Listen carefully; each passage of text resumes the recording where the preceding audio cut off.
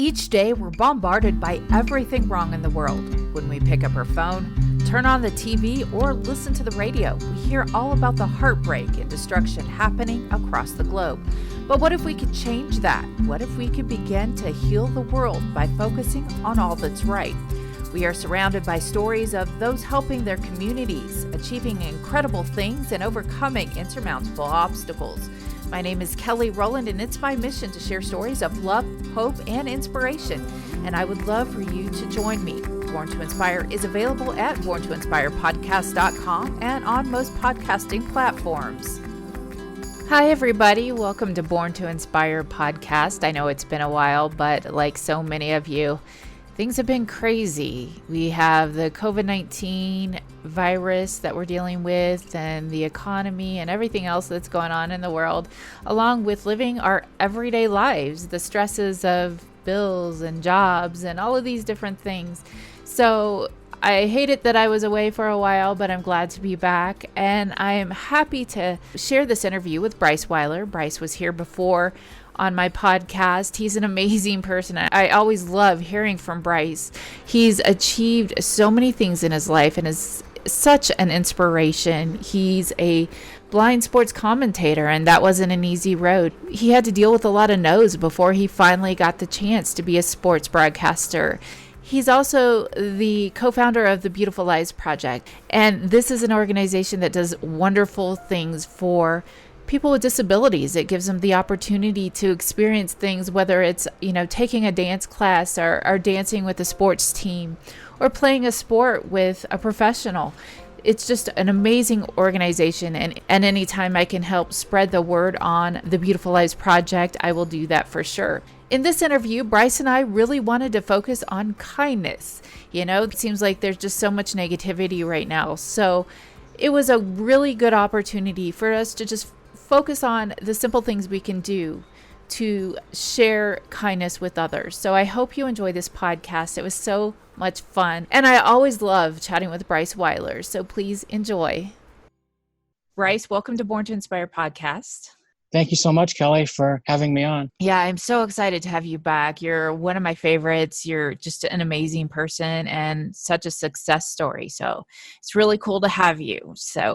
But today I wanted to talk about kindness and maybe how we can be kinder in, simpler ways, and how we can spread kindness, especially now when everything is just so stressful and people are so angry. So to start off, what are some recommendations you have for little ways people can just kind of spread kindness? People should try to be kind to others by reaching out to people they've not talked to in a while. If you see someone who is struggling, who might need help with crossing the street, you should ask that person. And just because he or she turns you down, you should not stop asking people. You should always ask someone if you think someone needs help. And being kindness does so much for both people. It gives you a feeling of helping others, and it can really help someone who needs assistance. I know during my time in college at Evansville and in graduate school at a different university, if I didn't have the kindness of students helping me to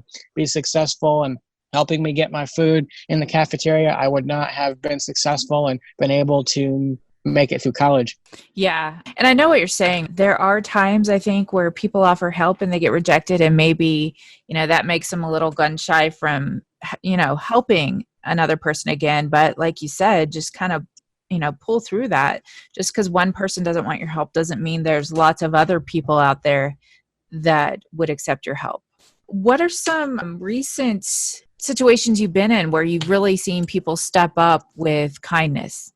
People giving me the opportunity to come on their radio shows and podcasts to talk about my life and overcoming obstacles and challenges. They have so many guests that they could be putting on, but they've been willing to give me the opportunity. I was also able to give the first speech in my hometown back in February to the Richland County Farm Bureau, talking about my life and overcoming obstacles and challenges. And I really enjoyed that opportunity to be able to speak with people who knew me when I was growing up and who helped me be successful throughout my life.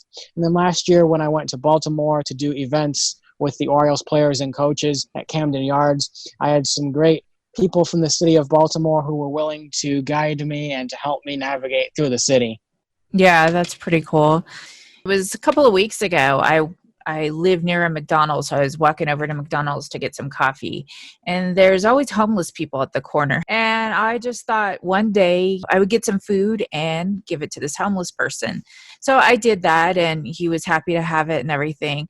Little things like that. It cost me like $5 to buy this guy some food. But I felt good, and I think it made him feel good, and he was probably hungry. So what do you think about things like that people can do? I think those are really important, helping someone who needs assistance, whether it's donating gloves or hats or even setting up like a special food kitchen or something like that. Those are all ways to show kindness towards others, and they are really important because everyone deserves the opportunity to have a great life, and sometimes they cannot control the circumstances that they have been placed in. And how would you recommend right now, because we're getting bombarded with a lot of just stress and negativity, and I know it's affecting people in their personal lives, it's affecting their well-being.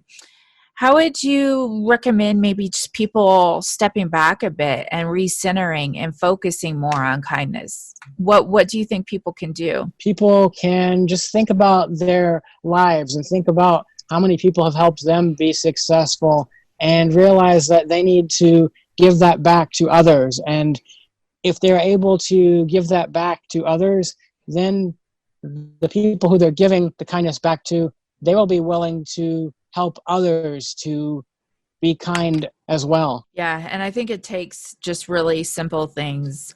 Sometimes we can overcomplicate stuff, like bake somebody some cookies or just any little thing you can do. You don't have to have huge financial resources and a huge amount of time. It's all, I think, about the little things and the big things. I mean, big or small, whatever you can do to help someone else out. Your non-for-profit, the Beautiful Lives Project, the foundation of that is actually kindness. How do you see that every day in your organization? We see so much kindness from our chapter presidents who are willing to dedicate their time and energy and volunteer to help people with disabilities to live their dreams, with the various people who are willing to host all of the events and programs across the country. They show so much kindness by opening up their stadiums, their dance studio, their art studios, whatever the case might be, to give people with disabilities the opportunity to live their dreams. All of the volunteers who we have to come to the events, to make the events special, to cheer for people who have disabilities when they're playing basketball or hitting baseballs and softballs and running the bases. Everyone comes together through kindness to help people with disabilities to live their dreams. People can pull up our nonprofit website as well if they want to see some fabulous videos and pictures. Our website is www.beautifullives.org. If they'd like to look at some pictures on Twitter, they could pull up my Twitter, which is at Bryce Wieler, at BryceWeiler, or our nonprofit Twitter, which is at Butte Lives Proj, at BeauTLivesproj. Yeah, and I can imagine the people that do open their businesses, whether it's a dance studio or helping somebody play softball or something like that, I imagine that is just as beneficial to them emotionally as it is the recipient. The people who do that have such a great feeling, giving people who have disabilities the opportunities to live their dreams, because the people who open up their venues to people who have disabilities realize that they are doing something. They are creating lifelong memories. Most importantly, they are creating lifelong friendships between everyone who attends the various programs across the country. And that's what happens through kindness. You create lifelong friendships through being kind to others and through extending new opportunities and new chances to bond, to break down barriers, and to eradicate stereotypes. Definitely. Say maybe people don't have a Beautiful Lives project in their area. What are some ways that people can just kind of spread kindness? What are your recommendations? Everybody has time, and everybody has the same choice to do what they want in the 168 hours that are in every week. Time is the most important thing people have. So spend some of your time every week, maybe 3 hours, 4 hours, whatever you can give, doing some sort of acts to be kind towards others, whether it's volunteering at a school, whether it's helping with after school programs, whether it's helping people clean their yards, clean their house, whatever the case might be, giving food to someone who has a stressful work life so they don't have to cook for a few days. I'd say time is the most important way to show kindness. You can also donate money, I suppose, but there are many people who want to donate money because they just feel that's the right thing to do, and there's less who want to donate their time to be kind towards others. Right. Now, I have a question specifically for you. With everything that's going on between COVID-19 and, the riots and all that, has it affected you? Do you feel it? And if so, how do you handle it? It hasn't really affected me as much because I don't really go out of the house, because wearing a mask, it's hard for me because when I breathe too heavily or I talk to too many people at once, it becomes hard for me to breathe and it kind of makes me dizzy. So when I do go out of the house, I do wear a mask, though, every time that I go somewhere, even though lots of people don't, or some people don't, I should say. I do think that the struggles in our country have really shown people the obstacles and challenges that people who have disabilities go through on a daily basis, because now many more people have been stuck at home, and being at home is rather normal for me when I cannot find someone to drive me to the places that I want to go. So people who do not have disabilities have been more willing to show kindness towards those who do have disabilities, because they have realized that it's not fun being stuck at home, and people who have disabilities, they go through challenges every day. Well, that's true. Yeah. I know one thing that's come up here in Colorado, we do have a mask mandate. But if a person is speaking to a hearing impaired person, they don't have to wear a mask, because obviously hearing impaired people quite often read lips. So that is something that's come up. What are some early memories you have of kindness? I would always help people on the playground. I would always spend time with people who did not have people to play with them. I would always invite people to play with me. Whenever I was in college, I would always sit with students who did not have people to sit with them, and try to invite them to become friends with the people that I was friends with, because no one wants to go through life having no friends or no people to socialize with. That's not a fun existence. Yeah. Did you find that sometimes, because you are blind, there were people that were intimidated by you and you kind of had to break the ice a little bit? I found that more so when I was in graduate school, and that was the first time that I'd really had that happen to me in my life. There'd be people who were just scared to talk to me or help me because I can't see. So I'd have to go around in the cafeteria and I'd ask random tables of students if they'd be willing to eat with me or to help me. And it was really a stressful experience. I really give a lot of credit to the students who were kind enough to help me when I was in graduate school. That's a really good point, because I can definitely see that happening, especially for people that didn't grow up around people with disabilities, that would be a little bit intimidating. Like they might be afraid of saying or doing the wrong thing. And it's really not that bad, right? It can be really scary for someone who is not spent time with someone who's blind or deaf or having autism in a wheelchair or things like that, to really interact with someone who is blind or in a wheelchair or having autism or is deaf. But once a person does that and they realize they're just like anyone else, they just can't see or they have trouble walking, then they become the best of friends. Yeah. You have been in radio broadcasting for many years. How do you show kindness on the radio to your listeners, and what are some of the best times that you've ever had with someone calling in to do something kind for someone who listens to your radio station in Colorado? Well, I would say one way that I can impact the community through radio and kindness is I always try and find a few good stories here and there, because we have a lot of bad stories going on. Usually all the problems in the world and people's communities, that's what we're talking about on the news.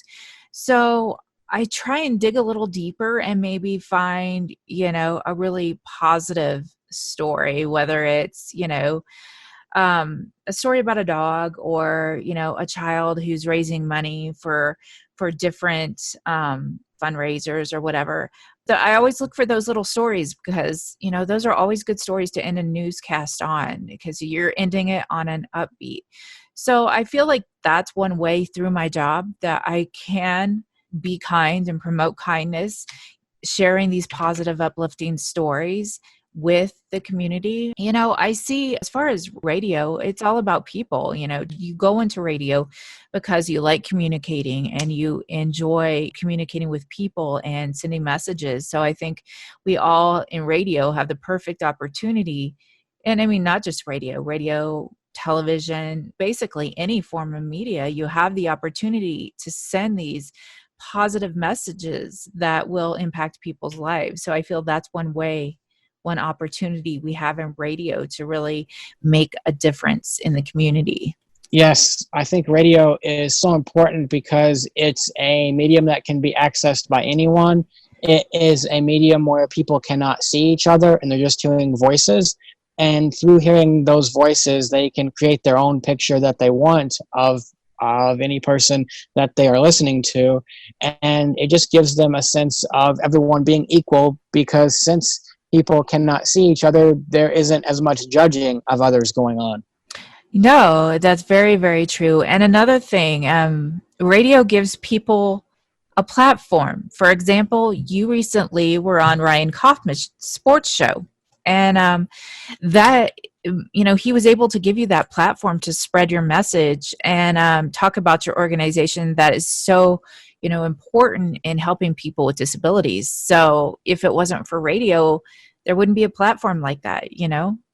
So I think that a lot of good things come out of it. And I know I spoke to Ryan and you just did an amazing job, he said. It was so great to be on his radio show, and the platform of radio has provided so much kindness to me from giving me the opportunity to be a blind sports radio broadcaster commentating over 150 games in baseball, basketball, college softball, college soccer, and then also growing up listening to games on the radio and becoming friends with the broadcasters that I grew up listening to. If it wasn't for that, I wouldn't be working in sports right now. Yeah. And you have the opportunity to reach so many people by being on the radio. I mean, what you've done is very, very impressive. And I feel like by being on the radio, you're amplifying your example to others. You have multiple messages going on. You have a message of just kindness and helping people, but you also have a message of overcoming and the fact that with hard work, you can pretty much achieve anything, and you're living proof of that. So I feel like your presence in the media has really just shined with those messages. I try to speak about how people can be kind to others and how through the kindness of other people, such as Marty Simmons giving me the opportunity to sit on the Evansville basketball bench, you can change anyone's life through a simple act, and a person may not even know that what they did changed someone's life. For example, when the students helped me out at graduate school, I was so grateful for them because it was so hard for me to find people who wanted to help me get my food or to be successful in graduate school. Well, I know in previous podcasts, you've had little motivational minutes. So obviously, it would be kind of silly to have you break into your own interview into a motivational minute. But why don't you do one, Kelly? We could call it Kicks with Kelly, Kelly's motivational minute, because mine is actually motivational morsels. So you can have motivational minutes or motivational moments, whatever you want. Oh, well, we could do that. What question would you ask me? I would ask you, Kelly, give a motivational moment about why kindness is important and why it is often undervalued. Okay, well, I think kindness is important because it's beneficial to literally everyone. My father died about 14 years ago, and I just went into this super, super deep depression, this horrible depression. And one day I was at work. I worked in retail at the time, and I happened to run into a customer who happened to mention that her parents had died, both of them at the same time. And I said, well, my father had just died, and it was just horrible things. So we kind of talked about it. We both had that in common. And she was talking about ways that she handled depression. And she did that by going out and giving of herself, doing things for her community. And I think that we think of kindness as something that we're doing for others, but we're actually doing something for ourselves as well. It's beneficial to everyone involved. And that's kind of just stuck with me over the years as a method of handling it. When you're getting depressed, you're kind of like focusing on your own pain, your own emotional difficulties. And by just reaching out and doing something for somebody else, you're taking the focus off of yourself and putting it on somebody else who really needs your help. So I think that's beneficial. You're right, it does get overlooked. And I think that's exactly why it gets overlooked, is but naturally we kind of focus on our own worlds, our own struggles, work, paying the bills, all of these things. So much so that we forget to kind of reach out and be kind. So that's how, I think kindness gets overlooked. And I think that if we can just kind of take the time to shift our focus off of ourselves and onto somebody else, it's an excellent way of just making the world better for everybody involved. How is that? That was a great job there, being the star of your own podcast, which you are already the podcast star. Thank you again so much for coming on the podcast, Bryce. It's always a pleasure. Thank you so much, Kelly. Your podcast is fantastic, and it's been so great to listen to you grow as a podcaster since the first time I was on with you a few months ago. And thank you, Bryce. You're a pretty amazing, spectacular person yourself. Isn't he so awesome? I always love talking to Bryce. He's such an inspiration and full of such wisdom at such a young age. If you're interested in volunteering with Bryce's organization, you can find more information at beautifullives.org. I'd like to thank Bryce Wieler for taking the time to be on my podcast. I would also like to thank the band Lowlights for their awesome music that I used on this podcast. And if you or someone you know is interested in being on Born to Inspire, go to borntoinspire.co and leave me a message. You can also find me on Facebook under Born to Inspire Podcast and on Instagram and Twitter. And hey, next time it won't be so long. As a matter of fact, Born to Inspire is going to be a bi-weekly podcast, so I will see you in 2 weeks. Thank you for listening, and don't forget to share some inspiration.